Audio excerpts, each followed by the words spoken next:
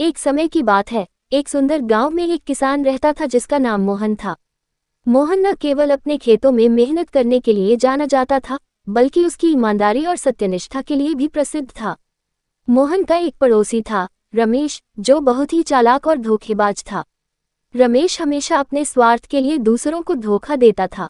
एक दिन रमेश ने सोचा कि अगर वह मोहन को फंसा सके तो उसके खेत भी हड़प सकता है। उसने एक योजना बनाई और गांव के सरपंच के पास गया। उसने सरपंच से कहा कि मोहन ने उसके खेत से सोना चुराया है। सरपंच ने दोनों को बुलाया और पूछा, क्या ये सच है, मोहन? मोहन ने साफ साफ कहा, नहीं सरपंच जी, मैंने कभी भी ऐसा नहीं किया। सरपंच ने तय किया कि सच्चाई का पता लगाने के लिए दोनों के खेतों की तलाशी ली जाएगी। रमेश ने अपने खेत में पहले से ही कुछ सोने के सिक्के छिपा दिए थे ताकि मोहन को फंसाया जा सके।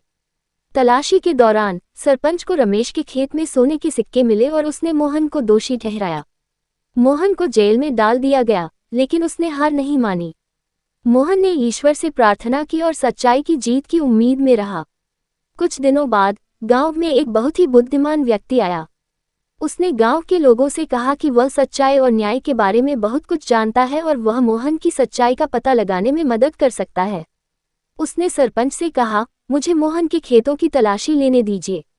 सरपंच ने सहमति दी और बुद्धिमान व्यक्ति ने मोहन के खेतों की गहराई से तलाशी ली।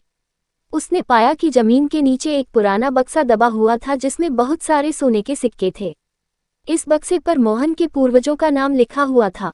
बुद्धिमान व्यक्ति ने सबको बताया कि मोहन के पूर्वजों ने ये सोना यहाँ छिपाया था और मोहन निर्दोष है।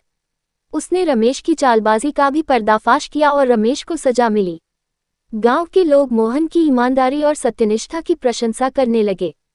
मोहन ने सच्चाई की जीत का सबसे बड़ा उदाहरण प्रस्तुत किया और गांव में फिर से शांति और विश्वास लौट आया।